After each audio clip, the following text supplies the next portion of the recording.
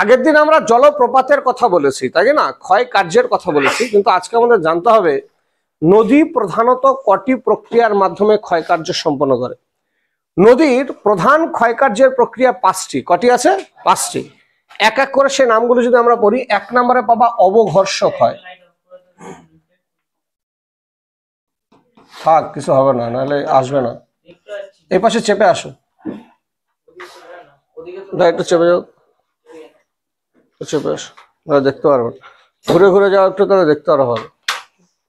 1 নম্বরে বলছে অবঘর্ষ ক্ষয়, 2 নম্বরে বলছে ঘর্ষণ ক্ষয়।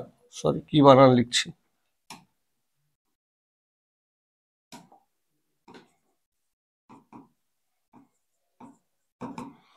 3 নম্বর ক্ষয়ের প্রক্রিয়াকে বলছে জলপ্রবাহজনিত ক্ষয়।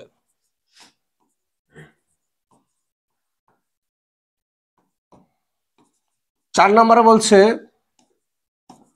বুদবুদ জনিত ক্ষয়। আর 5 নম্বরে বলছে দ্রবণ ক্ষয়। তাহলে নদী প্রধানত কটি প্রক্রিয়ার মাধ্যমে ক্ষয় করে দাদা? 5টি। 1 নম্বরে বলছে অবঘর্ষ, তারপরে বলছে ঘর্ষণ, জলপ্রবাহ, বুদবুদ, দ্রবণ। এটা না 3 নম্বর একটা গুরুত্বপূর্ণ প্রশ্ন তোমাদের পরীক্ষা আসবে, যে নদীর ক্ষয়কার্যের প্রক্রিয়াগুলি আলোচনা করো, তখন সেগুলো ডিটেলস ব্যাখ্যা। এখন আমাদের শর্ট কোশ্চেনের জন্য মোটামুটি জানতে হবে এই যে অবঘর্ষ ক্ষয় কাকে বলে। ধরো নদী যখন এই উচ্চ পার্বত্য অঞ্চলে ঢালের উপর দিয়ে প্রবাহিত হয়ে যায়, নদীর জল যখন এর মধ্যে দিয়ে প্রবাহিত হয়, দাদা এর মধ্যে ছোট ছোট নুড়ি বালি কণা কাকর ইত্যাদি বাহিত হয়ে যেতে পারে কি পারে না? পারে না? এই যে নুড়ি বালি কণা কাকরগুলি জলের স্রোতের সঙ্গে বাহিত হয়ে যাচ্ছে, সেগুলি ধরো পিং পং বলের মতো এরকম লাফাতে লাফাতে যায় জলের মধ্যে, বুঝা গেছে? তাহলে এরকম যখন লাফাতে লাফাতে যাবে, তখন এটা নদীর তলদেশে এরকম আঘাত করতে পারে কি পারে না? পারে না? তাহলে ক্রমাগত একটা এসে নদীর তলদেশে এরকম আঘাত করলো, আরো একটা এরকম এসে তো এখানে আঘাত করতে পারে। তাহলে ক্রমাগত যদি নদীর তলদেশে নুড়ি বালি কণা কাকরগুলি আঘাত করে, তাহলে নদীর তলদেশ ক্ষয়প্রাপ্ত হবে কি হবে না? হবে তো। তাহলে এই যে যখন লাফাতে লাফাতে যায়, নদীর তলদেশে নুড়ি বালি কণা কাকরগুলি আঘাত করে, ফলে নদীর তলদেশ ক্ষয়প্রাপ্ত হয়, তখন সেই প্রক্রিয়াকে বলা হবে কি? অবঘর্ষ ক্ষয়। বোঝা গেল বিষয়টা? তাহলে নদীর মধ্যে বাহিত নুড়ি বালি কণা কাকর যদি নদীর তলদেশে আঘাত করে ক্ষয়প্রাপ্ত করে, তখন সেটাকে আমরা বলি কি? অবঘর্ষ ক্ষয়। এবার ধরো এই যে নুড়ি বালি কণা কাকরগুলি বাহিত হয়ে যাচ্ছে, এগুলি পরস্পরের সাথে ধাক্কা লাগাচ্ছে, মানে একটা আরেকটার সঙ্গে ধাক্কা লাগাচ্ছে। কারণ কি, জলের স্রোতে তো অসংখ্য লক্ষ লক্ষ কোটি কোটি নুড়ি পাথর বালি এগুলি বাহিত হয়ে যাচ্ছে, ছোট বড় বিভিন্ন আকারের। এই পাথরগুলি একটা আরেকটার সাথেও তো ধাক্কা লাগতে পারে। এই যখন একটি আরেকটির সঙ্গে ধাক্কা লেগে এটা ভেঙে যায়, আরো ছোট ছোট হয়ে যায় এবং ক্ষয়প্রাপ্ত হয়, তখন সেটাকে বলা হয় ঘর্ষণ ক্ষয়। কি ক্ষয় বলো দাদা? ঘর্ষণ ক্ষয়। তাহলে দেখো, যদি নদীর প্রবাহ পথে নদীর তলদেশে নুড়ি বালি কোনো আঘাত করে ক্ষয়প্রাপ্ত করে, তখন তাকে আমরা বলছি অবঘর্ষ ক্ষয়। যদি পরস্পরের সঙ্গে ধাক্কা লেগে ক্ষয়প্রাপ্ত হয়, তখন তাকে আমরা বলবো কি? ঘর্ষণ ক্ষয়। আচ্ছা, নদীর জল যদি প্রচন্ড গতিতে প্রবাহিত হয়, আর সেখানে যদি নরম শিলা থাকে, তাহলে সেই নরম মাটি ক্ষয়প্রাপ্ত হবে কি হবে না? এই জলের তোরে বা জলের স্রোতে যখন নদীর আশেপাশের মাটি ক্ষয়প্রাপ্ত হয়ে যায়, তখন সেটাকে আমরা বলবো জলপ্রবাহজনিত ক্ষয়। আর উচ্চ গতিতে জল যখন প্রবাহিত হয়, জলের মধ্যে অসংখ্য বুদবুদ তৈরি হয়, কেউ বলে বাবলস বলা হয় করে, তাই না? ওগুলো যদি ভূপৃষ্ঠের বাইরে ফেটে যায়, তাতে কিচ্ছু আসে যায় না, কিচ্ছু হবে না, বুঝতে পারলাম। কিন্তু ওই একটা ছোট বাবলস যদি জলের মধ্যে ফেটে যায়, তাহলে তার মারাত্মক এফেক্ট আসে। দাদা কি পরিমাণ এফেক্ট আছে এটা বললেই তুমি বুঝতে পারবে। একটা ছোট বাবলস যদি জলের মধ্যে ফেটে যায়, তাহলে তারপর যে শক্তি উৎপন্ন হয়, মানে জলকে সরিয়ে দেওয়ার যে শক্তি উৎপন্ন হয়, সেই শক্তির পরিমাণটা প্রায় 24 কিলোগ্রাম। হাতুড়ি দিয়ে যদি তুমি কোনো জায়গায় একটা বাড়ি মারো, তাহলে যে পরিমাণ শক্তি সেখানে ক্রিয়া করে, ওই জলের মধ্যে একটা বাবলস ফেটে গেলে সেই পরিমাণ ক্রিয়া করে। বোঝা গেল বিষয়টা? তাহলে ভাবো, তাহলে কত বাবলস এরকম, কত বুদবুদ জলের মধ্যে এরকম তৈরি হচ্ছে, আর সেগুলো কত এরকম ফেটে যাচ্ছে। ফলত নদীর তলদেশে কি পরিমাণ আঘাত প্রতিনিয়ত নদীকে সহ্য করতে হচ্ছে। প্রতিনিয়ত একটা হচ্ছে 24 কিলোগ্রাম হাতুড়ি দিয়ে বাড়ি মারতেছে। তাহলে এরকম যদি শক্তি উৎপন্ন হয়, তাহলে মাটি বা নদীর তলদেশে যে শিলাস্তর আছে, সেগুলি ক্ষয়প্রাপ্ত হবে কি হবে না? হবে না? তখন সেগুলিকে আমরা বলি বুদবুদ জনিত ক্ষয়। বোঝা গেছে? আর লাস্ট, এটা হচ্ছে দ্রবণ ক্ষয়। ধরো নদীর প্রবাহ পথে কোনো একটা জায়গায় লবণ শিলা পড়েছে, এতটা জায়গা লবণ শিলা বা কোনো জায়গায় চুন জাতীয় শিলাস্তর রয়েছে। কি কি শিলা বলছি? লবণ শিলা আর চুন জাতীয়। আচ্ছা, যদি বৃষ্টির জল বা নদীর জল এর উপর দিয়ে প্রবাহিত হয়ে যায়, তাহলে এই লবণের সাথে এই জল বিক্রিয়া করবে কি করবে না? যদি বিক্রিয়া করে, তাহলে এই লবণ জলের সাথে মিশে তো ধুয়ে এক স্থান থেকে অন্য স্থানে চলে যাবে। আবার যে চুন থাকে, তার সঙ্গেও তো জল গিয়ে বিক্রিয়া করে, তাই না?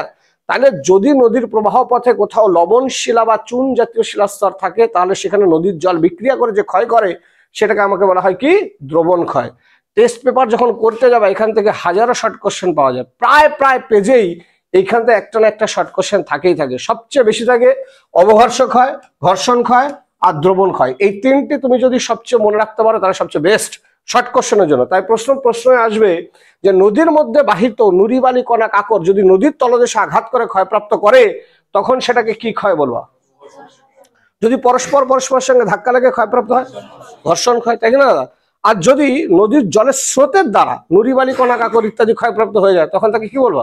জলপ্রবাহ জনিত ক্ষয়। যদি বুদবুদ জলের মধ্যে ফেটে যায় কত কিলোগ্রাম শক্তি উৎপন্ন হবে? 24 কিলোগ্রাম হাতুড়িতে বাড়ি মারলে যে পরিমাণ শক্তি উৎপন্ন হয় সেই পরিমাণ শক্তি উৎপন্ন হবে। আর তার ফলে শিলা যখন ক্ষয়প্রাপ্ত হবে সেটাকে আমরা বলবো বুদবুদ জনিত ক্ষয়। আর যদি লবণ শিলা আর চুন জাতীয় শিলা থাকে তার উপর যে ক্ষয়টা হবে সেটাকে আমরা বলবো কি? দ্রবণ ক্ষয়। কোশ্চেন দেয় লবণ শিলার উপর নদীর প্রধান ক্ষয় কার্যের প্রক্রিয়াটি কি? দ্রবণ ক্ষয়। বোঝা গেল? যদি কোশ্চেন দেয় চুনাপাথর যুক্ত শিলাস্তরের উপর নদীর প্রধান ক্ষয় কার্যের প্রক্রিয়াটি কি? দ্রবণ ক্ষয়। বোঝাতে পারছি এই পর্যন্ত? কার কোনো সমস্যা আছে? এই এতগুলি ক্ষয়ের মধ্যে সবচেয়ে বেশি ক্ষয় হয় জলপ্রবাহ দ্বারা আর এই অবঘর্ষের দ্বারা। বোঝা গেল বিষয়টা? নদীর সবচেয়ে বেশি ক্ষয় হবে জলপ্রবাহ এবং অবঘর্ষের দ্বারা। এ পর্যন্ত কারো কোনো সমস্যা আছে? চলো পরেরটুকু বোঝাই।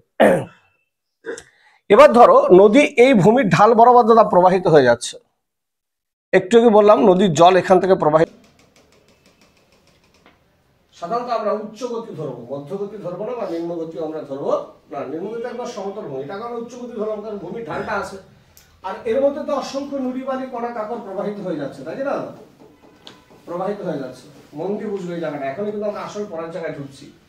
এই জলের সাহায্যে এই নুড়ি বালি কণা কাকড়গুলি যখন এক স্থান থেকে অন্য স্থানে বাহিত হয়ে যাচ্ছে, এই নুড়িটা এসে আঘাত করতে পারে না নদীর তলদেশে? একটু আগে আমরা বললাম, তাই না? ক্রমাগত ধর আর একটা নুড়ি এসে তো আবারও তো সেম জায়গায় আঘাত করতে পারে। যদি ক্রমাগত এখানে আঘাত করতে থাকে তখন সেই ক্ষয়টাকে কি ক্ষয় বলে? কি ক্ষয় বলে? মন দিয়ে থাকবে, এটা হচ্ছে কি ক্ষয়? অবঘর্ষ ক্ষয়। না, যদি ক্রমাগত এই অঞ্চলে অবঘর্ষ ক্ষয় হতেই থাকে ক্রমাগত হতে থাকে, এখানে একটা হতে পারে, এখানে একটা হতে পারে, এখানে হতে পারে, অসংখ্য জায়গায় হতে পারে না নদীর মধ্যে? এরকম অসংখ্য ভাবে হতে পারে, তাই না? যদি ক্রমাগত এরকম ক্ষয় হতে থাকে তাহলে নদীর তলদেশে ছোট ছোট গর্তের সৃষ্টি হবে কি হবে না? হবে না? অনেকটা দেখতে এরকম নদীর তলদেশে এরকম ক্ষয়প্রাপ্ত হবে, ছোট ছোট গর্তের সৃষ্টি হয়ে যাবে না নদীর মধ্যে? হবে কিনা? এটা তো আমি জাস্ট ই করলাম, 3D করলে হয়তো এরকম দেখাবে না, এর মধ্যে ছোট ছোট গর্ত দেখা যাবে। এই গর্তগুলিকে দেখতে হয় পাখির বাসার মতো। কিসের মতো? বা কেটলির মতো বলবা। কিসের মতো? পাখির বাসার মতো বা কেটলির মতো। এই যে নদীর উচ্চ গতিতে অবঘর্ষ ক্ষয়ের ফলে নদীর তলদেশে, মন দিয়ে বুঝবে এখানে কিন্তু ব্যাপার আছে, এই নদীর তলদেশে ছোট ছোট পাখির বাসার নিয়ে যে গর্তগুলি সৃষ্টি হয় সেগুলিকে আমরা বলি মন্থকূপ। কি বলা হয়? মন্থকূপ। মন্থকূপ। আর ইংরেজিতে এটাকে বলা হয় পট হোল। কি বলা হবে? পট হোল। মনে রাখবে? তাহলে তোমাকে এখানে প্রশ্ন দিচ্ছি, মন্থকূপ গঠিত হয় নদীর কোন গতিতে? যদি বলে মন্থকূপ গঠিত হয় কোন ক্ষয়ের ফলে? আর যদি বলে অসংখ্য মন্থকূপ যদি একসঙ্গে অবস্থান করে, অসংখ্য পটহল যদি পাশাপাশি একদম প্রচুর গর্ত নদীর তলদেশে কোন সৃষ্টি হয় তখন তাকে কি বলে? তখন তাকে বলে পট হোল কলোনি। কি বলা হবে? পট হোল কলোনি। তাহলে নদীর তলদেশে অসংখ্য মন্থকূপ বা পটহল একসঙ্গে অবস্থান করে তাকে বলা হচ্ছে কি? পটহোল কলোনি। কোনো সমস্যা আছে এই পর্যন্ত? তাহলে বলি পরপর দেখি কার কথাটা মনে আছে বলতো। উচ্চ গতিতে নদীর তলদেশে শিলাখণ্ড আঘাত করে যে ক্ষয় হয় তাকে কি বলে? যদি শিলাখণ্ডগুলি পরস্পর কি ক্ষয় হবে? ঘর্ষণ। আচ্ছা, জলের তোরে যদি কোনো অঞ্চল জলপ্রবাহজনিত হয়। এবার যদি বলা হয় লবণ শিলাস্তরের উপর নদীর প্রধান দ্রবণ ক্ষয়, তাই না? নদীর উচ্চ গতিতে অবঘর্ষ ক্ষয়ের ফলে ছোট ছোট পাখির বাসার মন্থকূপ, ইংরেজিতে কি বলবো আমরা? অসংখ্য মন্থকূপ যদি একসঙ্গে অবস্থান করে পটহোল বা মন্থকূপ নদীর কোন গতিতে গঠিত হচ্ছে? কোন ক্ষয়ের ফলে গঠিত হচ্ছে? বিষয় বোঝা গেছে পর্যন্ত? চলে সেম ভাবে আরেকটা জিনিস বলি। আগের দিন আমরা জলপ্রপাত পড়েছিলাম, মনে আছে? জলপ্রপাতটা কি হচ্ছিল? জলপ্রপাতের জল হঠাৎ করে উপর থেকে যদি এরকম ভূমি ঢালের বিচ্যুতি ঘটে, কথা বলবে না, যদি নদীর প্রবাহ পথে এরকম ভূমি ঢালের বিচ্যুতি ঘটে তখন জলরাশি উপর থেকে সজলে নিচে পড়ে, কারণ জল তার পিং পং সুপারম্যানের মতো উঠে যেতে পারবে নাকি? জলের ক্ষমতা আছে সুপারম্যানের মতো উড়ে যাওয়া। ও যখনই ভূমির ঢাল পাবে জল উপর থেকে সজোরে নিচে পতিত হবে। বন্ধু বুঝবে এই যে জায়গাটা জলটা এসে পতিত হচ্ছে দাদা, এই যে এখানে জলটা পড়ছে, শুধু কি জল পড়ছে? পাথরও তো পড়ছে, তাই না? তাহলে নুড়ি বালি পাথর কণা সব একসাথে পড়ছে, তাই না? তার সঙ্গে জল তো প্রচন্ড গতিতে পড়ছে। তাহলে এই জলপ্রপাতের তলদেশে ক্ষয় হওয়া শুরু হবে কি হবে না? হবে না? যেমন নদীর তলদেশে ছোট ছোট গর্ত হয়, এখানে ছোট না, ভাবো সব নদীর জলটা ওই একটা জায়গাতে পড়তেছে, তার সঙ্গে যত নুড়ি বালি কণা কাকড় বহন করে এসে সব এই জায়গায় এসে ফেলছে, তাই না? তাহলে ক্রমাগত এখানে আঘাত, এখানে বিরাট আকৃতির গর্তের সৃষ্টি হয়, বিরাট বড় আকার গর্তের সৃষ্টি হয়। আর এর আকারটা যেমন পাখির বাসার মতো আগেরটা ছিল, এটা তেমনটা হয় না। এটা দেখতে অনেকটা হাড়ির মতো হয়ে যায়, এরকম হাড়ি বা কলসির মতো করতে, মুখটা এরকম সরু টাইপের থাকবে, বোঝা গেল? ভিতরটা দিয়ে এরকম জল এখান থেকে উঠে ওখানে বেরিয়ে যাবে, বোঝা যাচ্ছে? ফলত ক্রমাগত এরকম ক্ষয় করতেই থাকে করতেই থাকে। ফলত এটাকে যে বিশেষ আকার, এই আকারটাকে বলে বর্তুল আকার। কি আকার বলা হয়? বা হাড়ির মতো এই যে বিরাট আকৃতির গর্তের সৃষ্টি করে। যেহেতু জলপ্রপাতের নিচেই গর্তের সৃষ্টি হচ্ছে, তাই এটাকে বলবা প্রপাতকূপ। কি বলবা? প্রপাতকূপ। তাহলে দেখো নদীর তলে, এর জন্য আমি একটু আগে বলছিলাম নদীর তলদেশে যে গর্তগুলি সৃষ্টি হবে সেগুলি মন্থকূপ। আর জলপ্রপাতের তলদেশে যে বিরাট আকার হাড়ির মতো বা বর্তুলাকার গর্তের সৃষ্টি হবে তাকে বলে প্রপাতকূপ। পরীক্ষায় যায় এটা কেউ পারে না, ভুল করে আসে। বেশিরভাগ জনের কোশ্চেন ভুল হয়, মনে রাখা লাগে নাকি? জলপ্রপাতের তলদেশে, ভাই উত্তর তো বলেই দিচ্ছে, প্রপাতের তলদেশে হলে কি হবে? প্রপাতকূপ। ইংরেজিতে এটাকে বলে প্লাঞ্জ পুল। কি বলা হয়? এবার তোমার প্রশ্ন দিচ্ছে, প্রপাতকূপ গঠিত হয় নদীর কোন গতিতে? কোন গতিতে? রাইট, জলপ্রপাত উচ্চ গতিতেই থাকে, তাই না? এবার তোমাকে কোশ্চেন দিচ্ছে প্রপাতকূপ গঠিত হয় কোন ক্ষয়ের ফলে? একটু আগে আমরা বলছিলাম মন্থকূপ শুধুমাত্র অবঘর্ষণের ফলে। কারেক্ট, এখানে দুটো ক্ষয় একসাথে ক্রিয়া করবে। জল যে প্রচন্ড গতিতে পড়ছে তার দ্বারা তো মাটি ক্ষয় হচ্ছে, তাহলে জলপ্রবাহ থাকবে আর তার সঙ্গে নুড়ি বালি কণা কাকড় পড়ছে, তার সঙ্গে অবঘর্ষণ। তাহলে এটা গঠিত হয় কিন্তু জলপ্রবাহ এবং অবঘর্ষণ জনিত ক্ষয়ের দ্বারা। এই দুটোর মধ্যে কারো কোনো সমস্যা আছে? মন্থকূপ আর পাঠনের পার্থক্য 3 নম্বরে ভীষণ পরীক্ষা আসে। মন্থকূপ আর প্রপাতকূপের পার্থক্য 3 নম্বরে কিন্তু ভীষণ পরীক্ষা আসে, বুঝলো? তখন না পারলে কিন্তু বিপদ। অনায়াসে আমরা পারবো। তাহলে দেখো পরপর আমি যদি কোশ্চেনগুলি ধরি তাহলে কি কি ছিল। সবার প্রথম আমি বলেছিলাম নদীর তলদেশে যদি নুড়ি বালি কণা কাকড় প্রভৃতি আঘাত করে ক্ষয় করে, এই ক্ষয়টাকে কি বলা হয়? যদি নুড়ি বালি কণা কাকড় একে অপরের সঙ্গে ধাক্কা লেগে ক্ষয়প্রাপ্ত হয়, অবঘর্ষ ক্ষয়। যদি প্রচন্ড জলের স্রোতে সেই অঞ্চলে মাটি ক্ষয় হয়, বলতো দ্রবণ ক্ষয় কোন শিলাস্তরের উপর হবে? তাই না? নদীর উচ্চ গতিতে বা পার্বত্য প্রবাহে নদীর তলদেশে অবঘর্ষ ক্ষয়ের ফলে পাখির বাসার নেয় যে ছোট ছোট গর্তগুলো, মন্থকূপকে ইংরেজিতে কি বলা হয়? অসংখ্য মন্থকূপ যদি একসঙ্গে। আচ্ছা, জলপ্রপাতের তলদেশে যে বিরাট আকার গর্ত, আগে শুনে উত্তর দাও, আগে দৌড়ালে অ্যাক্সিডেন্ট করে যাবে। আচ্ছা, জলপ্রপাতের তলদেশে বিরাট আকার গর্তটা সৃষ্টি, এটাকে দেখতে কিসের মতো হয়? এই হাড়ির মতো বা বিশেষ আকারটাকে আমরা কি আকার বলবো? এই যে হাড়ির মতো বর্তুল আকার বিরাট গর্তটা সৃষ্টি হয় তাকে আমরা বলছি কি? প্রপাতকূপ। ইংরেজিতে কি বলা হয়? প্লাঞ্জ পুল। না খেয়ে এসো না কিন্তু জোরে বলা যাবে প্লাঞ্জ পুল, তাই না? আচ্ছা, যদি বলে প্রপাতকূপ, প্রপাতকূপ বা প্লাঞ্জ পুল নদীর কোন গতিতে গঠিত হয়? কোন ক্ষয়ের ফলে গঠিত হয়? অবঘর্ষ এবং জলপ্রবাহ জনিত ক্ষয়ের দ্বারা। এই পর্যন্ত আশা করি আমাদের কোনো সমস্যা নেই। চলো না পরের পার্টটা এখন বোঝাই। পরের পার্টটা কি বোঝাবো? এই উচ্চ গতি আর মধ্যগতির মিলন অঞ্চলে একটা বিশেষ ঘটনা ঘটে। ধরো এই ভূমির ঢালকে আমরা ধরলাম উচ্চ গতি, এই উচ্চ গতি থেকে নদী যখন প্রবাহিত হয়ে এসে মধ্যগতিতে আসে মিশবে, তখন ভূমির ঢাল কি একই থাকবে? তুমি দেখো এইখানে যে পরিমাণ ভূমির ঢাল আছে, এখানে কি সেই পরিমাণ ভূমির ঢাল আছে? তাহলে এই উচ্চ গতিতে নদীর যে স্রোতে প্রবাহিত হবে, মধ্যগতিতে আসলে কি নদীর সেই স্রোত বজায় থাকবে? কমে যাবে কি যাবে না? যাবে না।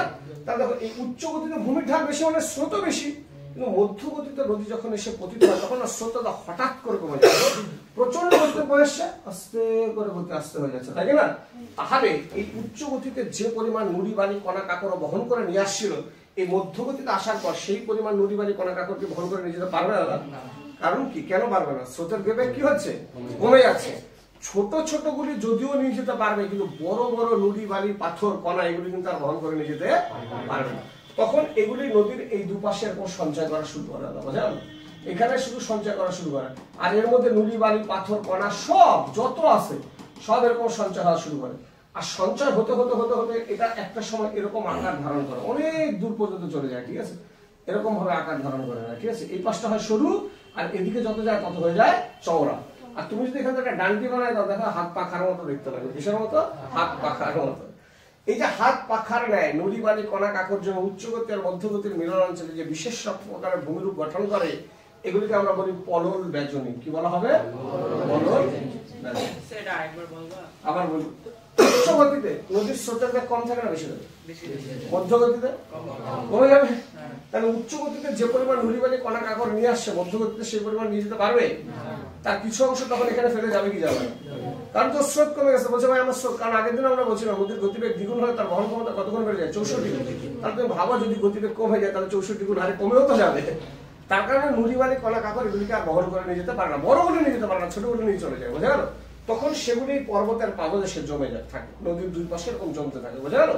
জমে জমে এই যে একটা বিশেষ আকার ধারণ করে, সেটাকে দেখতে হবে একটা হাত পাখার মতো লাগে। কিসের মতো? হাত পাখা।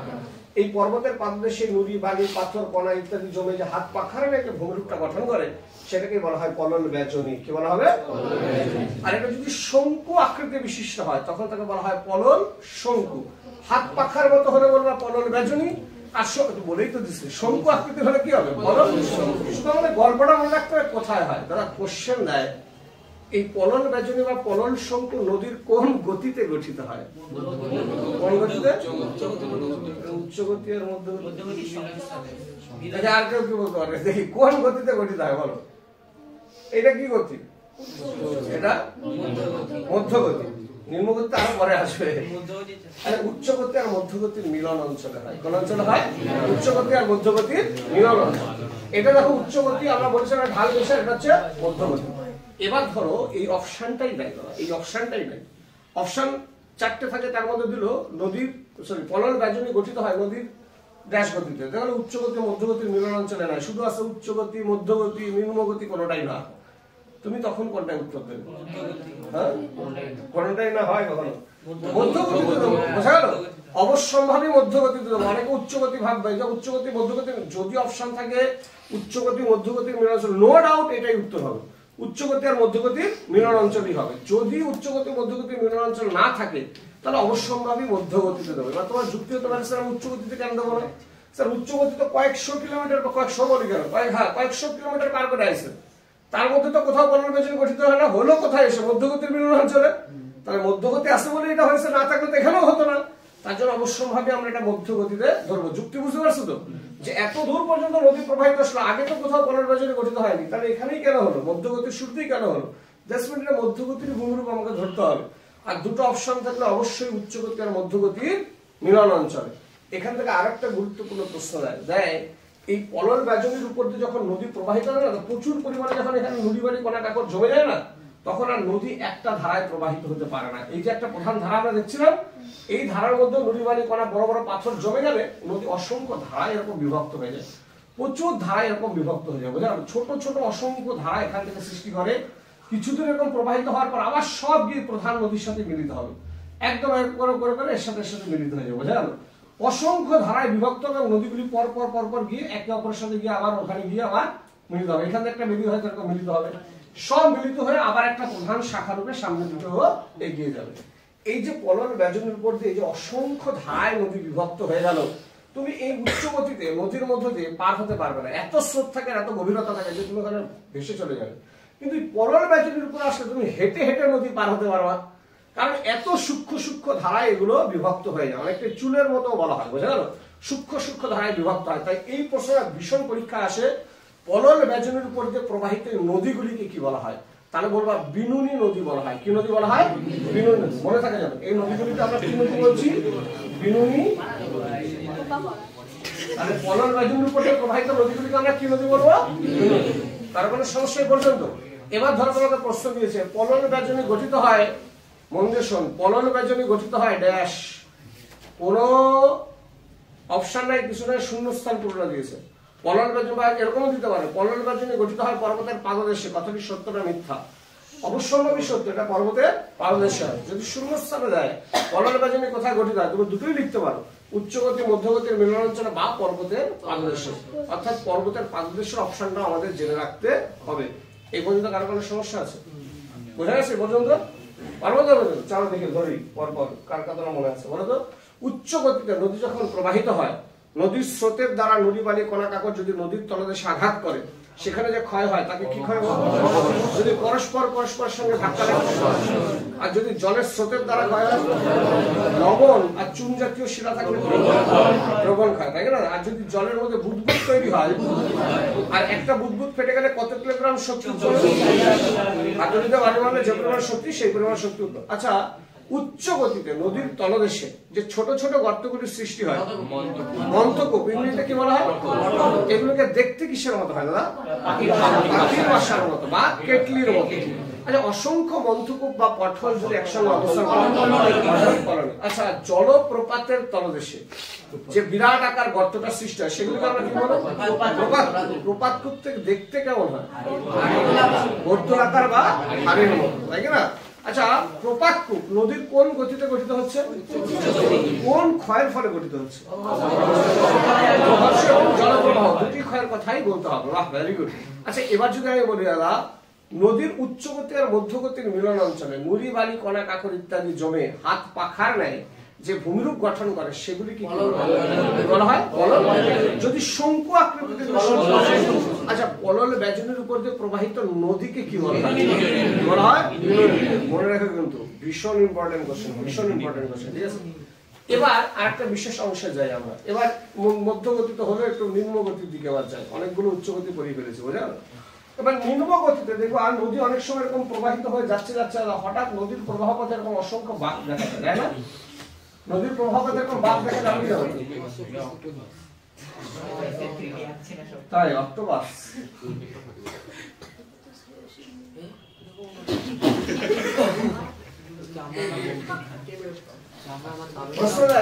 নদীর প্রবাহ পথের বাঁকা অংশগুলিকে কি বলা হয়? অবশ্য অশ্বক্ষেত্রের রাত বলা হয়, নদী বাঁক বা মিয়ান্ডার বলা হয়। কি বলা হয়? তাহলে দেখো, নদীর এই যে বাঁকা অংশগুলি, এগুলিকে আমরা বলি মন দিয়ে শুনবো। এখানে অসংখ্য শর্ট কোশ্চেন পরীক্ষা আছে। এবারও আমাদের স্কুলের এই টেস্ট পরীক্ষা এটা একটা দিয়েছে, বুঝলে না? প্রফুল্লনগর বিদ্যা মন্দিরের টেস্ট পরীক্ষায় কিন্তু এখান থেকে কোশ্চেন এসেছে। কিরকম দেয় এবং অন্যান্য স্কুলেও দেয়, পুরো ডিটেলস জানতে হবে, তবেই কিন্তু তুমি পারবা। মাধ্যমিকে 2017 সালে এখান থেকে শর্ট কোশ্চেন পরীক্ষা দিয়েছিল। কি কোশ্চেন দিয়েছিল এক্ষুনি তোমাকে বলবো। তাহলে এই নদীর প্রবাহ পথে যে বাঁকা অংশগুলি সৃষ্টি হয় সেগুলি বলে নদী বাঁক বা মিয়ান্ডার। তার নদী বাঁককে যদি ইংরেজি করি কি দাঁড়ায়? কার্ভ রিভার, তাই তো দাঁড়ায়। কিন্তু এর নাম মিয়ান্ডার হলো কেন? এটাই মাধ্যমিকে পরীক্ষা দিয়েছে।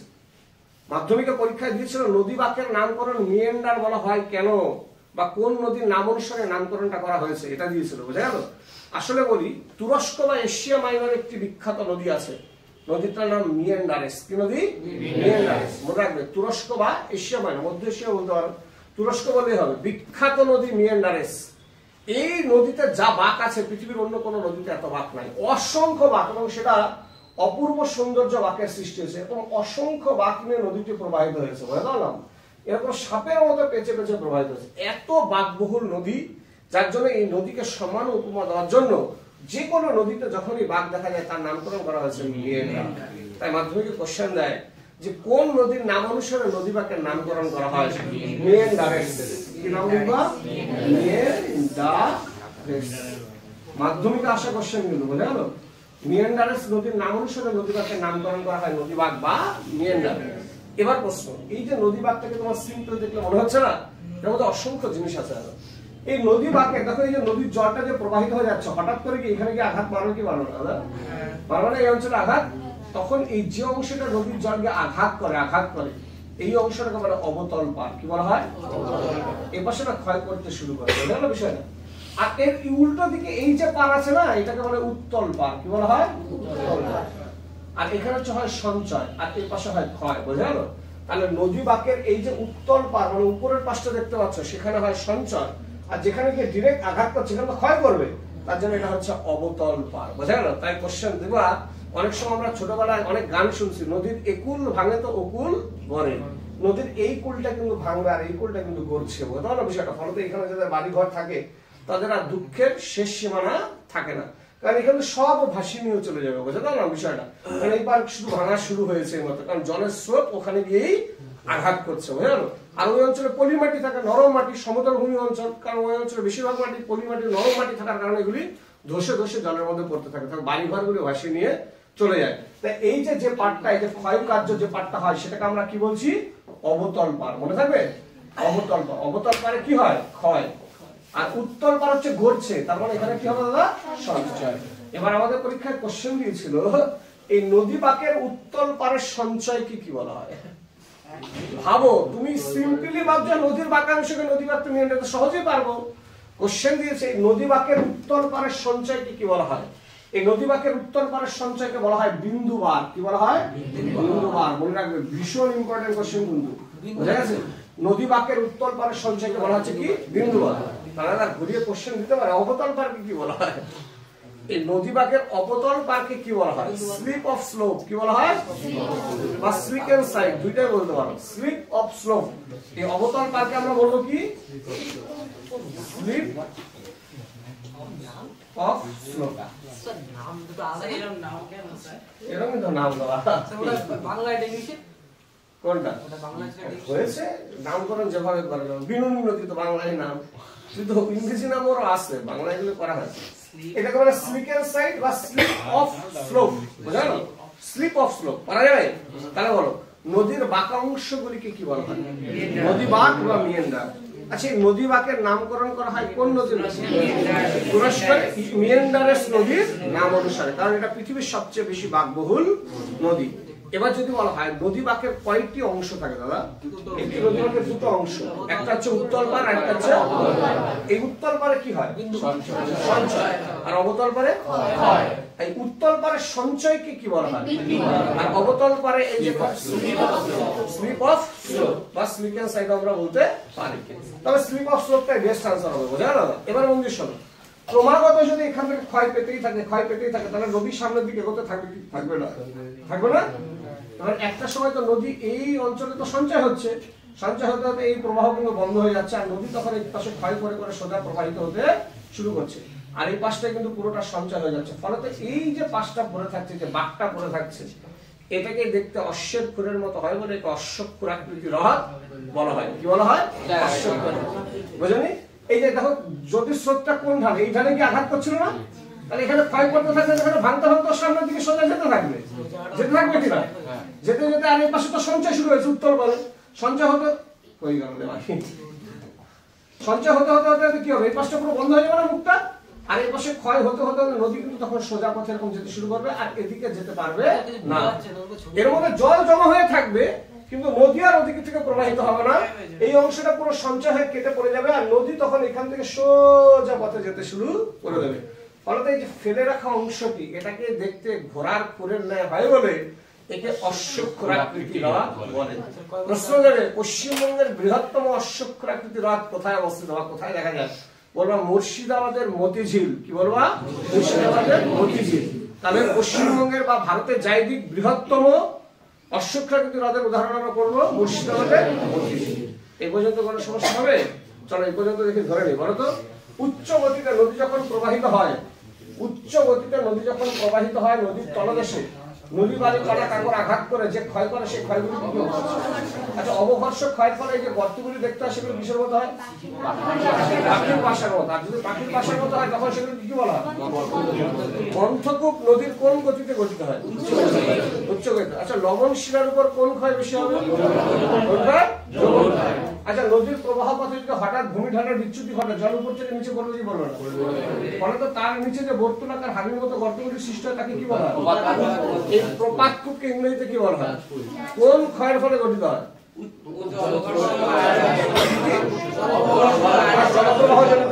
আচ্ছা, তারপরে আমরা বলছিলাম নদীর উচ্চ ও মধ্যগতির মিলন অঞ্চলে নুড়ি বালি কণা কাকর ইত্যাদি জমে হাত পাখারানে যে ভূমিরূপগুলি গঠন করে, সেগুলি কি বলা হয়?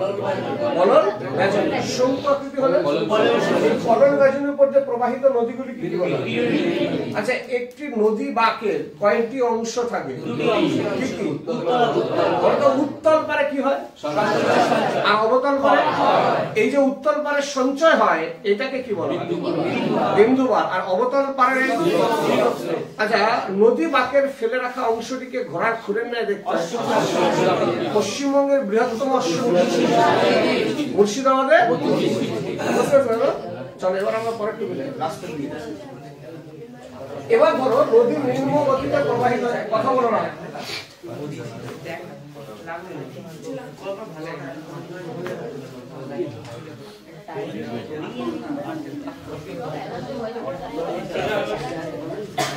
আচ্ছা, নদী যেখানে সমুদ্রে গিয়ে মেশে তার কি হয়?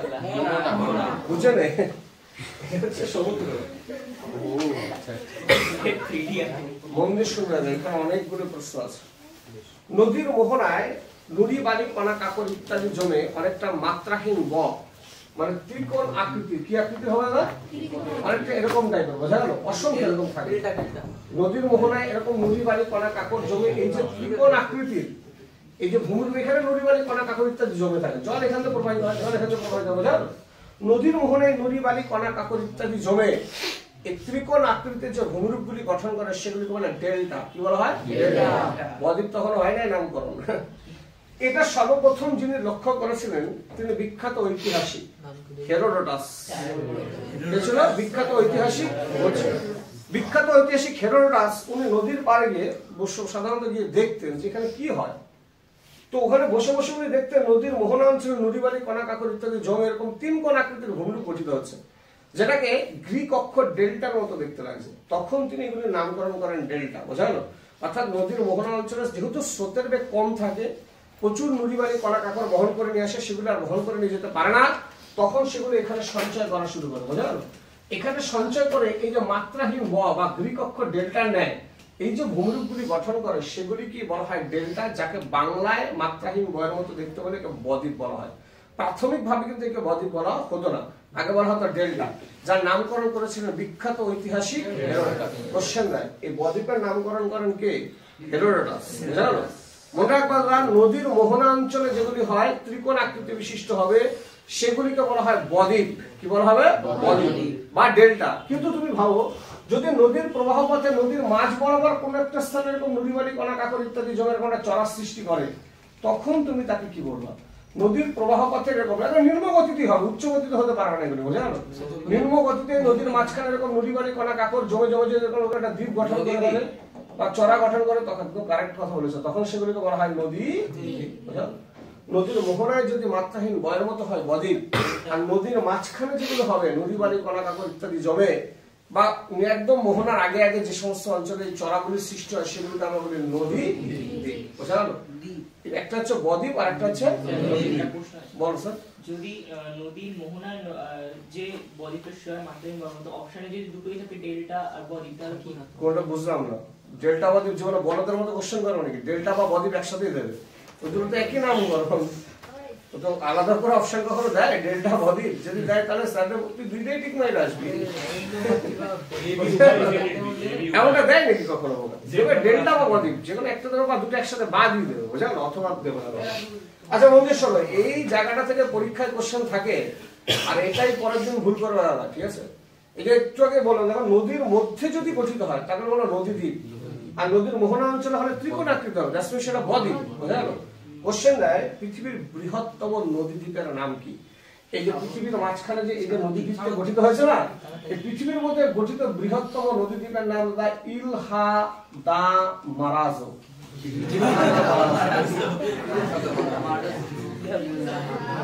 কোন নদীতে আছে জানো? আমাজন নদী। তাহলে পৃথিবীর বৃহত্তম নদী দ্বীপের নাম কি? ইলহা দা মারাজো। কোন নদীতে আছে? আমাজন। সেম ভাবে কোশ্চেন জিজ্ঞেস করে তাহলে ভারতের বৃহত্তম নদী দ্বীপের নাম কি? ভারতের বৃহৎ কথা বলছি বদ্বীপ। ভারতের বৃহত্তম নদীদ্বীপের নাম হচ্ছে মাজুলি। কি হবে?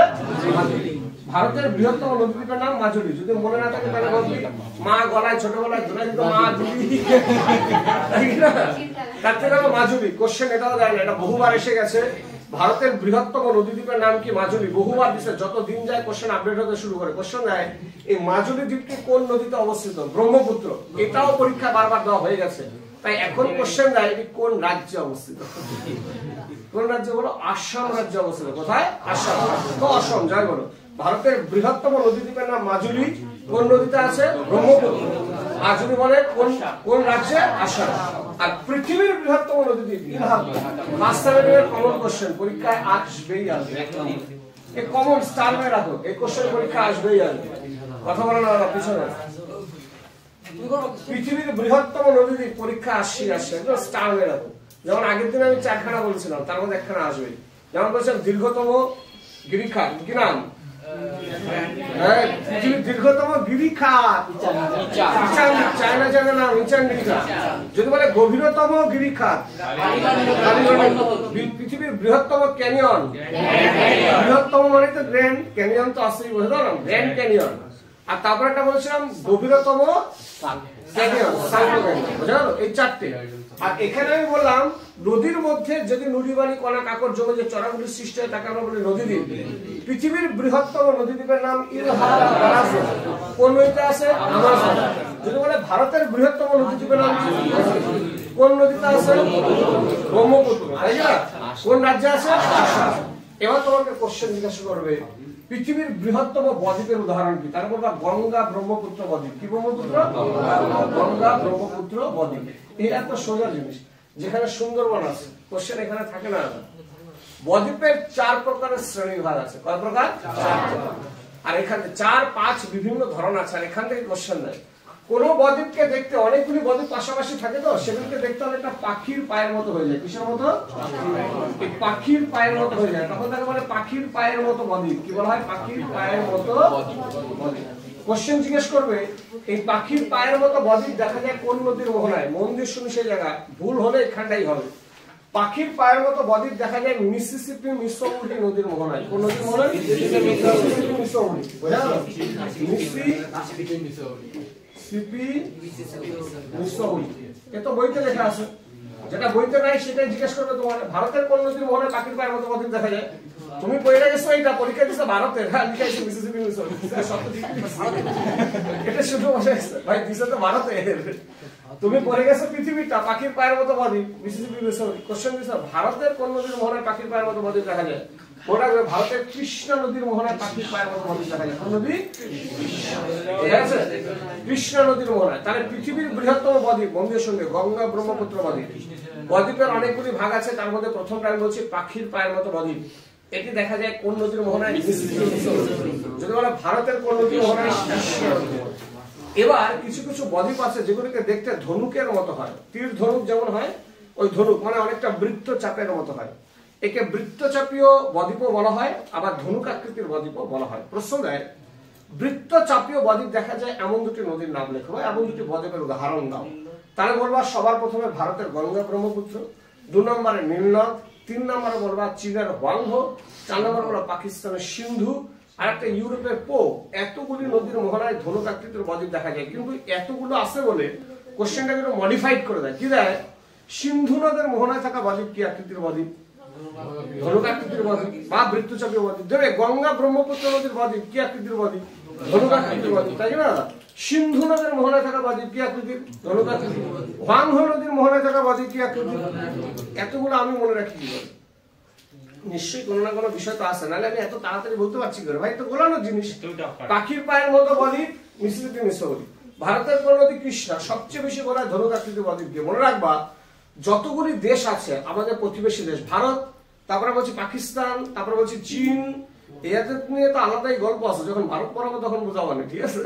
চীন আর ভারতের সাথে আমাদের কি চলতেছে, ফ্র্যাকশন। তো এই যে দেখো প্রধান যে দেশগুলির কথা বলছি, চীনের প্রধান নদী কি? হোয়াংহো। তার নদীর মোহনায় কি আছে? ভারতের প্রধান নদী কি? তার মোহনায় কি আছে? ধনুক আকৃতির বদ্বীপ, তাই না? পাকিস্তানের প্রধান নদী কি? সিন্ধু। তাহলে যতগুলি প্রতিবেশী দেশ আছে তাদের প্রধান নদীর মোহনাতে সাধারণত ধনুক আকৃতির বদ্বীপই রয়েছে।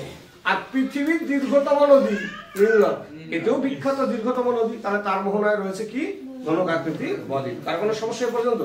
দুটো বলতে পেরেছি, একটা বললাম ধনুক আকৃতির বদ্বীপ, আর একটা বললাম পাখির পায়ের মতো বদ্বীপ। এবার তোমাকে বলবে করাতের দাঁতের ন্যায় বদ্বীপ দেখা যায় কোন নদীর মোহনায়? করাতের দাঁত, করাতের দাঁতের ন্যায় মানে বদ্বীপগুলিকে দেখতে অনেকটা এরকম হবে, তীক্ষ্ণাগ্র টাইপের হবে। এই যে করাতের দাঁত যেমন দেখতে হয় ঠিক তেমন। মনে রাখবে, এটা মনে রাখার সব নিজেরা কথা বলে আমি বোঝাতে পারবো, নিজেরা গল্প করলে আমি বোঝাতে পারবো। পড়া বুঝতে হবে, এবছর 9 নয় কিন্তু ক্লাস 10 আমি বারবার বলছি, তুমি 90 পাবা তাতে আমি খুশি হই না, বারবার বলছি আমি 90-তে 9 আমি খুশি হই না, এখানে আমার 95 নাম্বার দরকার আছে। তাই তুমি গল্প করবো আউট অফ মার্কেট রাখবো না, আমি তারাই মারা দেবো ওখানে বলে, আমি বেশি দিন রাখি না। এখানে থাকা মানে প্রতিদিন আমার পড়া ঠিকঠাক ভাবে দিতে হবে, আমি যেমন খাটবো তোমাকে তার 5 গুণ বেশি খাটতে হবে, তবেই রেজাল্ট দাঁড়াবে। আমি এখানে বক বক করে তুমি গল্প করবো আউট অফ মার্কেট করে দেবো, ওসব আমার দরকার নাই। ক্লাস 10-এ আমার মার্কশিট দরকার হয়, তোমার মার্কশিটে যখন জিওগ্রাফি হাইস্ট নাম্বার থাকবে তখনই আমার সার্থকতা, তার আগে আমার সার্থকতা নেই। 9-এ আমি অত জোর দিয়ে পড়াই না, আমি বারবার বলছি। 10 আমার কাছে পুরোপুরি আলাদা বিষয়, তাই এখানে গল্প মারবো বাইরে চলে যাবো, আমি রাখবো না তবে, বোঝা গেছে? তাই মন দিয়ে এখানে যা বলছি যতক্ষণ বোঝাবো ততক্ষণ পড়া শুধু শুনে যাবে, তবেই পড়া পড়ে দেবে। পড়াশোনা একটা সাধনা, ওই শুধু গল্প করলে আড্ডা মারলে ব্যাচে সে তার জন্য ব্যাচ নয়। ওই যা অনেকে পড়ার জন্য আসে বসে থাকে, অনেকে তো ব্যাচ করতে বলে, তাও আমি যাই না। এখন তো অনেকেই কমিয়ে দিয়েছে পড়া দাও, তারপরেও তোমরা গল্প করতে তারা রাখবো না একদম। দেখো যেটা বলছি তাহলে করাতে দাঁতে নেই, ট্রিক্স গুলো মনে রাখতে হবে, তো বলার বিপরীত দিন এই যে আমি ট্রিক্স গুলো বলছি এগুলি তো মনে রাখার বিষয়, বোঝা গেল? তাহলে দেখো সবার প্রথম বলছে পাখির পায়ের মতো বদ্বীপ, কোন নদীর মোহনায়? ভারতের কোন নদীর মোহনায় পাখির পায়ের মতো? কৃষ্ণা নদীর মোহনায়, বোঝা গেছে? এবার যদি কোশ্চেন বলে যে ধনুক আকৃতির বদ্বীপ দেখা যায় কোন নদীর মোহনায়, ভারতের কোন নদীর মোহনায়? গঙ্গা ব্রহ্মপুত্র। সিন্ধু নদীর মোহনায় থাকা বদ্বীপ কি আকৃতির বদ্বীপ? ওয়াংহো নদীর মোহনায় থাকা বদ্বীপ কি? নীল নদের মোহনায় বা বৃত্তচাপে, বোঝা গেল? এবার বলছে করাতে দাঁতের ন্যায় বদ্বীপ, দেখ ট্রিক্স দেখ। করাতে ট আছে না, তাহলে ভাবি উত্তর ত ত ত ত, উত্তর কি হবে? ত ত ত, মানে ইতালির তাইবার, বুঝিস? ইতালিতেও ত আছে, তাইবারও ত আছে। তাহলে করাতে দাঁতের ন্যায় বদ্বীপ দেখা যাবে কোথায়? ইতালি, এই জন্য বলে ত ত ত, ইতালির তাইবার, বোঝা গেল?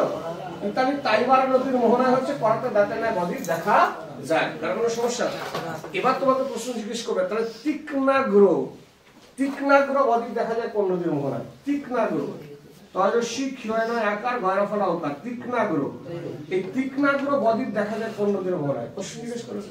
তবে তীক্ষ্ণাগ্র রফলা আছে না, উত্তর আমার মুখস্থ আছে এব্রো, এব্রো নদীর মোহনায়, বোঝা গেল বিষয়টা? তীক্ষ্ণাগ্র, এব্রো, করাতে দাঁতরা, ইত্যাদি তাইবার, মিসিসিপি, মিসৌরি, পাখির পায়ের মতো, তাই কিনা? ভারতের কোন নদী? কৃষ্ণা। বাকি তো সব ধনুক আকৃতি, গল্প শেষ, বোঝা গেছে? তাহলে এই হচ্ছে আমাদের বদ্বীপের বিষয়। এবার প্রশ্ন জিজ্ঞাসা করে যে সব নদীর মোহনায়, কোশ্চেন দেবে সব নদীর মোহনায় কি বদ্বীপ হয়? না না, সব নদীর মোহনায় বদ্বীপ গঠিত হতে পারে না। যেমন ভারতের নর্মদা আর তাপ্তি নদীর মোহনায় কোনো বদ্বীপ নেই। কেন নেই, কি কারণে নেই, এটা 3 নম্বরে গুরুত্বপূর্ণ প্রশ্ন, বিষয় পরীক্ষা আসে। নর্মদা তাপ্তি নদীর মোহনায় কেন বদ্বীপ গড়ে ওঠেনি? কোশ্চেন দিতে পারে বদ্বীপ গঠনের অনুকূল পরিবেশ লেখো, দিতে পারে সব নদীর মোহনায় কেন বদ্বীপ গঠিত হয় না, বুঝতে পারো না বিষয়টা? একই টাইপের উত্তর হবে। এটা 3 নম্বর যখন পড়বো তখন বলে দেবো, বোঝা গেছে? কিন্তু এখন বলি দুই একটা, যে সব নদীর মোহনায় কেন বদ্বীপ গঠিত হতে পারে না। যদি এই নদীতে জলের পরিমাণ কম থাকে, দাদা নদী বাড়ি কণা কাকর বহন করে আনতে পারবে মোহনা পর্যন্ত? ফলে তো সেগুলো তো আগেই কোথাও না কোথাও সঞ্চয় হয়ে যাবে। আর যদি জল বেশিও থাকে, তাহলে এখানে স্রোত যদি বেড়ে যায়, তাহলে নদী বাড়ি কণা কাকর সেখানে জমতে পারবে? ধরো জোয়ারের জল আসছে, ভাটার সময় প্রচন্ড গতিতে নিয়ে চলে যাচ্ছে, নদী বাড়ি কণা কাকর সেখানে জমতে পারবে? সব তো ধুয়ে মুছে নিয়ে চলে যাবে। এই কারণে যে সমস্ত এখানে স্রোতের বেগ বেশি থাকে, জোয়ার ভাটার পরিমাণ বেশি থাকে, সমুদ্র বেশি ঢালু থাকে, নদীর পুনর্জীবন লাভ যদি ঘটে, তাহলে এই সমস্ত কারণগুলির জন্য এখানে বদ্বীপ গঠিত হতে পারে না। তাই সব নদীর মোহনায় কিন্তু বদ্বীপ গঠিত হতে পারে না। কোন কোন নদীর মোহনায় সঞ্চয়ের পরিবর্তে ক্ষয়ও হয়। আমরা কি জানি নিম্নগতি মানেই সঞ্চয় হয়, মোহনাতে তো আরো বেশি সঞ্চয় হবে। কিন্তু দেখা যাচ্ছে কোন কোন নদীর মোহনায় সঞ্চয়ের পরিবর্তে ক্ষয়ও হয়। কেন ক্ষয় হয়? এই যে জোয়ারের জল প্রচন্ড গতিতে যখন আসছে আর যখন যাচ্ছে, তখন এগুলিকে ক্ষয় করে, এখানে তো পরিবারই রয়েছে, বোঝা গেল? ক্ষয় করে করে নিয়ে চলে যায়। ফলে তো নদীর মোহনায় কিন্তু যত যায় ততদিন ক্ষয় পেতে পেতে এরকম চওড়া আকৃতি হয়ে যায়, যেটাকে দেখতে অনেকটা ফানেলের মতো লাগে। কিসের মতো লাগবে? ফানেল। এই নদীর মোহনা যদি সঞ্চয়ের পরিবর্তে ক্ষয় হয়ে হয়ে এরকম ফানেল আকৃতি বিশিষ্ট হয়, তখন সেগুলিকে খাড়ি বলা হয়। কি বলা হয়? খাড়ি। মনে থাকবে? আগের বার আমরা পড়ছি পশ্চিমবঙ্গের কোন নদীর মোহনায় খালি দেখা যায়? খালি। সুন্দরবনের সব নদীগুলির মোহনায়, গোসাবা, মাতলা, পিয়ালি, বিদ্যাধরী, ঠাকুরান, এই যত নদী আছে সব নদীতে খালি দেখা যায়, বোঝা গেল বিষয়টা? তাহলে নদীর মোহনা যদি চওড়া ফানেল আকৃতি বিশিষ্ট হয়, তাহলে তাকে বলবো কি? খালি। ভারতের কোন কোন নদীর মোহনা বা দুটো নদী, এমন দুটো নদীর নাম লেখে যেখানে খালি দেখা যায়, তাহলে সুন্দরবনের মাতলা, গোসাবা, পিয়ালি, বিদ্যাধরী এগুলির নাম আমরা লিখে দেবো, বোঝা গেল বিষয়টা? আর যদি বলে পৃথিবীর দীর্ঘতম খালি, সব থেকে লম্বা দীর্ঘতম খালি দেখা যায় কোন নদীর মোহনায়, তাহলে মনে করবো ওব নদীর মোহনায়। কোন নদীর মোহনায়? ওব। এই কোপ নদীর মোহনা হচ্ছে পৃথিবীর দীর্ঘতম খাড়ি দেখা যায়। খাড়ির গঠন শেষ হবে কি হবে না, না চলতেই থাকবে, একটা না একটা সময় খাড়ির গঠন কার্য শেষ হয়ে যাবে না, ও আর ক্ষয় করতে পারবে না। কেন, যে ঢালটা ছিল সেই ঢালটা যখন সমতলে চলে আসবে, ক্ষয় করতে করতে সমুদ্রের বেস লেভেলে পৌঁছে যাবে, তখন কি খাড়ির মধ্যে আর ক্ষয় হবে? ক্ষয় হবে না, কারণ ও যতক্ষণ ঢাল থাকবে, স্রোত বেশি থাকবে, ততক্ষণই খাড়ি চওড়া হতে থাকবে। কিন্তু ক্ষয় পেয়ে পেয়ে যখন সমতলে চলে আসবে, সমতলে বেস লেভেলে চলে আসলো, একদম ঢালটা কমে গেল, জিরো ঢালে পৌঁছে গেল, তখন কিন্তু আর সেখানে ক্ষয় হতে পারে না। তখন সেই খাড়ির মধ্যে আবার নদী বালি কণা কাকর ইত্যাদি জমা শুরু হয়, বোঝা গেল? আর এই খাড়ির মধ্যে নদী বালি কণা কাকর ইত্যাদি জমে যে বদ্বীপ গঠন করে তাকে খাড়ীয় বদ্বীপ বলে। তাহলে কোশ্চেন দেয়, খাড়ির মধ্যে নদী বালি কণা কাকর জমে যে বদ্বীপ গঠন করে তাকে কি বলে? খাড়ি প্রশ্ন দেবে দাদা, এটা তো সবাই পারবে, এই কোশ্চেন তোমার দেবে, খাড়ির মধ্যে যে বদ্বীপ গঠিত হয় তার কি বলে? এটা উত্তর বলেই দিচ্ছে, খাড়ীয় বদ্বীপ। কিন্তু কোশ্চেন দেবে, খাড়ির মধ্যে গঠিত হয় এমন দুটি বদ্বীপের নাম লেখো। দুটো দেয় না, একটা দেয়। খাড়ির মধ্যে গঠিত হয় একটি বদ্বীপের নাম বলো, বলবা ফ্রান্সের সিন আর জার্মানির রাইন। কি বলবে? ফ্রান্সের সিন আর জার্মানির রাইন। সিনটা মনে রাখা খুব সোজা, হোয়াট আ সিন। আর একটা হয়, এঞ্জেলকে এসএমএস করা বলে দেখে সিন করছে কিনা। এঞ্জেল মনে আছে তো? আমার দিকটা হয়ে গেছে। তাহলে আমরা কি বলবো, যদি খাড়ির মধ্যে বদ্বীপ দেখা যায় কোন নদীর মোহনায়? ফ্রান্সের সিন আর জার্মানির রাইন। বোঝা গেছে বিষয়টা?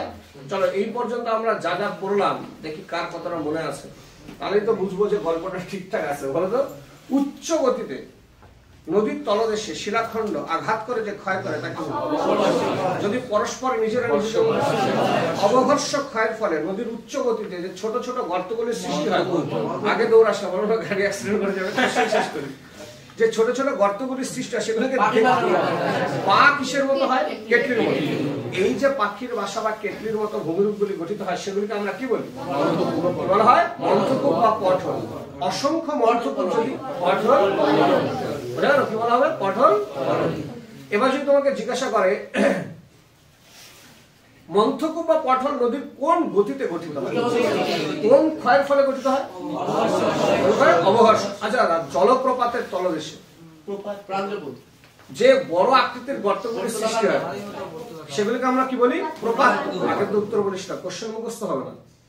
ট্রেনের সবচেয়ে জরুরি আগে কোশ্চেন মনে রাখা, তারপরে উত্তর। কোশ্চেন মনে থাকলে তোমার উত্তর মনে থাকবেই থাকবে, কোনো ভুল নাই। বোঝা গেল? আচ্ছা, তাহলে যে ক্ষয়ের ফলে যে গর্তগুলি সৃষ্টি হবে তাকে তো আমরা বলছি, হ্যাঁ, কোন ক্ষয়ের ফলে হয়? অবঘর্ষ এবং। আচ্ছা দাও, উচ্চ গতি আর মধ্য গতির মিলন অঞ্চলে গঠিত একটি ভূমিরূপের উদাহরণ দাও। পলল বেচনী বা পলল শঙ্কু। আচ্ছা, পলল বেচনী বা পলল শঙ্কু পর্বতের কোথায় গঠিত হয়? পর্বতের পাদদেশে। আচ্ছা, পলল বেচনীর উপর দিয়ে প্রবাহিত নদীগুলি কি ভিন্ন নদী, তাই না? নদীর মধ্যে নদী বালি কণা কাকর ইত্যাদি জমে যে চড়াগুলির সৃষ্টি হয় নদীদ্বীপ। পৃথিবীর বৃহত্তম নদীদ্বীপের নাম কি? কি আছে? ইলহাদা। আচ্ছা, কোন নদীতে অবস্থিত?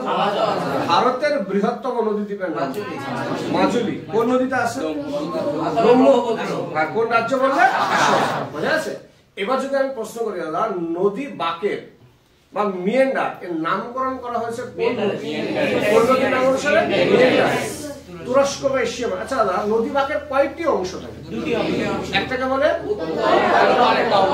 এই যে উত্তল পারে যে সঞ্চয়টা হয় তাকে কি বলা হয়?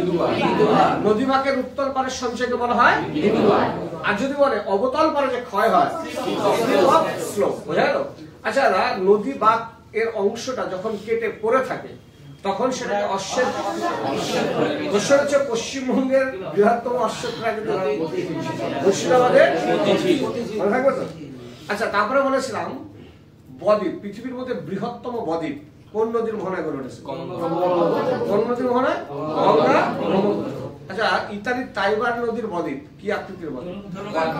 ইতালির তাইবার আছে তীক্ষ্ণাগ্র বদ্বীপ দেখা যায় কোন জায়গায়? যদি বলা হয় সিন্ধু নদের মোহনায় থাকা বদ্বীপ কি আকৃতি?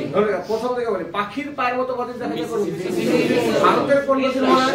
কৃষ্ণ নদীর মোহনায়, তাই না? এবার আমি বলেছিলাম ভারতের কোন নদীর মোহনায় ধনুক আকৃতির বদ্বীপ দেখা যায়? গঙ্গা ব্রহ্মপুত্র। আচ্ছা, সিন্ধু নদের মোহনায় থাকা বদ্বীপ কি আকৃতি? আর চীনের প্রধান নদী হুয়াংহো, সেটা একটা সূত্র বলছিলাম আমাদের প্রতিবেশী যতগুলো দেশ আছে তার প্রধান নদীগুলিতে মোহনায় সব ধনুক আকৃতি, আর পৃথিবীর দীর্ঘতম নদী নীলনদ, সেখানেও ধনুক আকৃতির বদ্বীপ। করাতের দাঁতের ন্যায় কোনটা হবে? Italy Taiwan. তীক্ষ্ণাগ্র বদ্বীপ দেখা যাবে কোথায় হবে? এব্রো। আর বলছিলাম খাড়ির মধ্যে যে বদ্বীপ গঠিত হয় তাকে ক্ষারীয় বদ্বীপ। ক্ষারীয় বদ্বীপের উদাহরণ কি ছিল? ইশারায় কাঁপিয়ে দেখলা, তাহলে ফ্রান্সের সিন। আরেকটা বলছিলাম জার্মানির রাইন। আচ্ছা, সব নদীর মোহনায় বদ্বীপ গঠিত হয়, কথা কি সত্য না মিথ্যা? মিথ্যা। তারপরে সব নদীর মোহনায় বদ্বীপ গঠিত হয় না। এমন দুটো নদীর নাম বলো ভারতের যেখানে কোনো বদ্বীপ গঠিত হয় না, নর্মদা এবং তাপ্তি। বোঝা গেছে? এবার যদি বলে নদীর মোহনায় যদি সঞ্চয়ের পরিবর্তে ক্ষয় হয়, তাহলে নদীর মোহনা কি আকৃতি বিশিষ্ট হয়? ফানেল। আর এই ফানেল আকৃতি নদীর মোহনাকে কি বলা হয়? ভারতের বা পশ্চিমবঙ্গের এমন দুটি নদীর নাম বলো যেখানে খালি দেখা যায়। গোসাবা, মাত্রা, পিয়ালি, বিদ্যাধরী, তাই না, ঠাকুরাজ ইত্যাদি। মনে রাখবি সব ঠাকুমাদের নাম, সব বয়স্ক নাম। এই তো আজকের পড়া ছিল। এবার এখান থেকে আর একটুখানি তথ্য দিতে বাকি, তাহলে আমাদের পড়া মোটামুটি 10:15 বাজে, তাহলে অনেক আগে হয়ে যাচ্ছে, সমস্যা। আর একটুখানি তথ্য দিতে বাকি, তাহলে হয়ে যাবে। বিষয়টা বলছে দাদা, আমাদের এই যে বদ্বীপ অঞ্চলে যে সুন্দরবনের কথা আমরা বললাম না একটু আগে, এই সুন্দরবনের এখানে না অসংখ্য দ্বীপ আছে, প্রচুর দ্বীপ, কয়েক শত দ্বীপ নিয়ে এটা গঠিত। সম্ভবত 265 না 85, 86 সামথিং, ডেটাটা মনে নেই। বোঝা?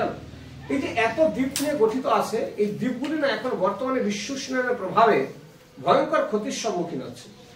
কিছু কিছু আছে যেগুলো পুরো সম্পূর্ণ নিশ্চিহ্ন, ডুবেই গেছে, নেই, ভ্যানিশিং হয়ে গেছে, ভ্যানিশ। তাই কোশ্চেন দেয়, এটা মাধ্যমিকের পরীক্ষায় এসছে কিন্তু 2018 না 19 সালে এরকম কোন একটা সময় পরীক্ষায় দিয়েছিল যে পশ্চিমবঙ্গের একটি ভ্যানিশিং আইল্যান্ডের নাম করো, তার নাম নিউমুর। কি নাম দাদা? পুরো ডুবে গেছে। বোঝা গেল? ভোলা নামক সাইক্লোনের ফলে এটা পুরোপুরি ডুবে গেছে। কোন সাইক্লোন? ভোলা নামক সাইক্লোনের কারণে এটা ডুবে যায়। গল্প শোনা গেল। এই যে নিউমুর দ্বীপটির কথা বলছি, কোশ্চেনে নিউমুর দ্বীপটি কোন নদীর মোহনায় অবস্থিত? উত্তর লিখবে হারিয়াভাঙা নদীর মোহনায় অবস্থিত। কোথায় অবস্থিত? হারিয়াভাঙা নদীর মোহনা। হারিয়াভাঙা নদীর মোহনায়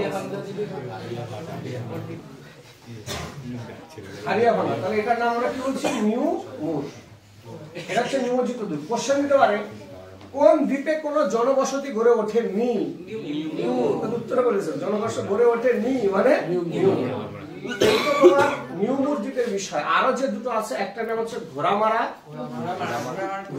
একটা হচ্ছে লোহাচড়া। কোশ্চেন এখান থেকে বিশেষ কিছু থাকে না, কোশ্চেন দেয় লোহাচড়া। বলতে শোনো, এই লোহাচড়া দ্বীপটি কোন নদীর মোহনায় অবস্থিত? লোহাচড়া দ্বীপটি কোন নদীর মোহনায় অবস্থিত? দেখো, লোহা উচ্চারণ করতো আছে না, হুগলি নদী আছে, তার জন্য আমরা কি বলে রাখবো?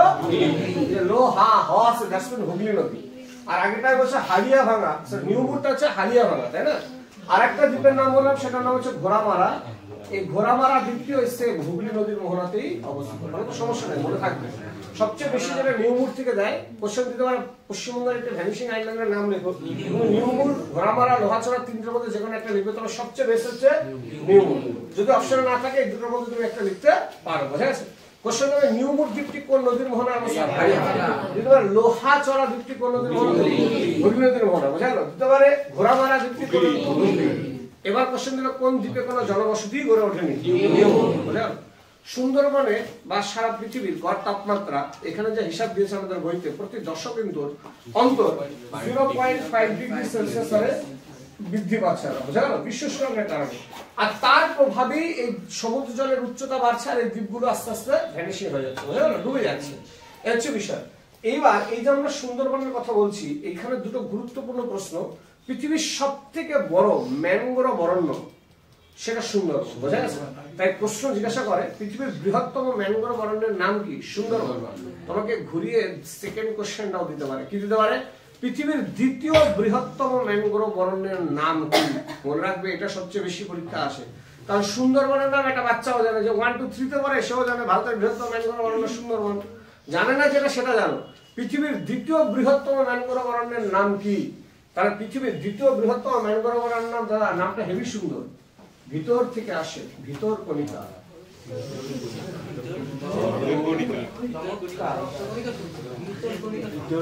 নাম ভিতর কণিকা, মনে থাকবে ভিতর কণিকা। তাহলে পৃথিবীর বৃহত্তম ম্যানগ্রোভ অরণ্য সুন্দরবন, দ্বিতীয় বৃহত্তম ম্যানগ্রোভ অরণ্য ভিতর, এটাও ভারতেই আছে। এটা কোথায় আছে? ভারতে আছে। তাহলে প্রশ্ন দিতে পারে কোন রাজ্যে আছে? এটা আছে ওড়িশাতে। কোন রাজ্যে আছে? ওড়িশা। এবার দিতে পারে এটা কোন নদীর মোহনায় অবস্থিত? মহানদী। কোন নদীর মোহনায় আছে? মহানদীর মোহনা অঞ্চলে পৃথিবীর দ্বিতীয় বৃহত্তম ম্যানগ্রোভ অরণ্য ভিতরকণিকা অবস্থিত। তাহলে প্রশ্ন, প্রতি দশকে পৃথিবীর গড় তাপমাত্রা কত? 0.5 ডিগ্রি সেলসিয়াস। আচ্ছা দাদা, পৃথিবীর বৃহত্তম ম্যানগ্রোভ অরণ্যের নাম কি? দ্বিতীয় বৃহত্তম ম্যানগ্রোভ। ভিতরকণিকা কোন রাজ্যে অবস্থিত? কোন নদীর মোহনা? মনে থাকবে তো? এবার যদি বলা হয় পাখির পায়ের মতো বদ্বীপ দেখা যায় কোন নদীর মোহনা? মিসিসিপি। এবার একটা প্রশ্ন, সুন্দরবন সম্পর্কে দুটো বিশেষ তথ্য যেটা আমরা ক্লাস 9-এও পড়েছি। সুন্দরবনকে কত সালে ওয়ার্ল্ড হেরিটেজ সাইটের অন্তর্ভুক্ত করা হয়? সালটা হচ্ছে 1987। এবার দিতে পারে সুন্দরবনকে কত সালে বায়োস্ফিয়ার রিজার্ভ ঘোষণা করা হয়? তার 2 বছর বাদে। আমি এটা মনে রাখি কি করে জানো? ওয়ার্ল্ড হেরিটেজ সাইট সহজ না, সাইটে 87 তো সহজ, তাহলে সাল দুটোর গোলাবে না, কিন্তু গোলাবে। আর বায়োস্ফিয়ার রিজার্ভ 1989। তাহলে সুন্দরবনকে কত সালে ওয়ার্ল্ড হেরিটেজ সাইটের অন্তর্ভুক্ত করা হয়? তার ঠিক 2 বছর বাদে বায়োস্ফিয়ার রিজার্ভ ঘোষণা করা হয় 1900। আবার 1800 থেকেও যেও না, মনে রাখো 1900তেই, বলে দাও না ইনরিসেন্ট, খুব দূরে এগুলি নয়। চলো এই পর্যন্ত আজকে আমাদের যা আমার পড়া বোঝানো ছিল সেটা ছিল। অবরোহণ ও আরোহণের সম্মিলিত প্রক্রিয়া একবার উত্তর বলবি, হাত তোলার প্রয়োজন। পর্যায়ন। এই পর্যায়ন শব্দটি প্রথম কে ব্যবহার করে? আচ্ছা, পর্যায়ন শব্দটি কোন শব্দ থেকে এসেছে? এই পর্যায় শব্দটি আচ্ছা ক্ষয়ের শেষ সীমা কাকে বলে? প্রশ্ন হচ্ছে ক্ষয়ের শেষ সীমা ধারণা প্রবর্তন। দুটি নদীর মধ্যবর্তী উঁচু স্থানকে কি বলে? আগে ধরে বললাম অ্যাক্সিডেন্ট করে গেলি কিন্তু। তাহলে দুটি নদীর মধ্যবর্তী উঁচু স্থানকে বলা হয়। আচ্ছা, ভারতের বৃহত্তম জলবিভাজিকা কোনটি? হিমালয় পর্বত বলতে পারো, আর মধ্য ভারতের বললে বলো বিন্ধ্য পর্বত। বুঝে গেল? প্রধান জলবিভাজিকা বিন্ধ্য পর্বত, উচ্চতম জলবিভাজিকা হিমালয় পর্বত। বুঝে গেছে বিষয়টা? এবার যদি প্রশ্ন জিজ্ঞেস করে দুটি নদীর মধ্যবর্তী স্থানকে কি বলে? গঙ্গা যমুনার সঙ্গম। আচ্ছা, পৃথিবীর সুদৃশ্যতম জলপ্রপাতের নাম? আচ্ছা, নদীর মধ্যে যে দ্বীপগুলি গঠিত হয় তাকে কি বলা হয়? আর নদীর মোহনায় যেগুলি গঠিত হয়, এই বদ্বীপের নামকরণ করেছিলেন কে? গ্রিক ঐতিহাসিক দেখলা, এক্ষুনি ভুলে যাচ্ছিলাম, হেরোডোটাস। আচ্ছা, পৃথিবীর মধ্যে সবথেকে বড় নদী দ্বীপের উদাহরণ কি? ইলহাদা। কোন নদীতে অবস্থিত? আচ্ছা, ভারতের বৃহত্তম নদী মাজুলি কোন নদীতে অবস্থিত? ব্রহ্মপুত্র। আর কোন রাজ্যে আছে? আচ্ছা, পৃথিবীর বৃহত্তম ম্যানগ্রোভ অরণ্যের নাম কি? দ্বিতীয় বৃহত্তম ম্যানগ্রোভ অরণ্য ভিতর। পৃথিবীর দ্বিতীয় বৃহত্তম ম্যানগ্রোভ অরণ্য কোন রাজ্যে অবস্থিত? কোন নদীর মোহনায় অবস্থিত? বোঝা গেছে বিষয়টা? আশা করি পরের দিন আমাদের কোনো সমস্যা হবে না। আচ্ছা, যেটা তার একবার করাতে দাঁতের ন্যায় বদ্বীপ দেখা যায় কোন নদীর? আচ্ছা, পাখির পায়ের ন্যায় বদ্বীপ দেখা যায় ভারতের কোন নদীর মোহনায়? কৃষ্ণা নদীর মোহনায়। আচ্ছা, সিন্ধু নদের মোহনায় থাকা বদ্বীপ কি? নীল নদের মোহনায় থাকা তীক্ষ্ণাগ্র বদ্বীপ দেখা যায়। আর যদি বলে ক্ষারীয় বদ্বীপ দেখা যায় এমন একটি নদীর উদাহরণ বা বদ্বীপের উদাহরণ কি বলছিলাম? ফ্রান্সের সিন। আর জার্মানি অ্যাঞ্জেলকে এসএমএস করো না, বুঝতে পারছি, এর জন্যই মনে রাখতেছে না সিন। চলো আজকে পর্যন্ত থাক, পরে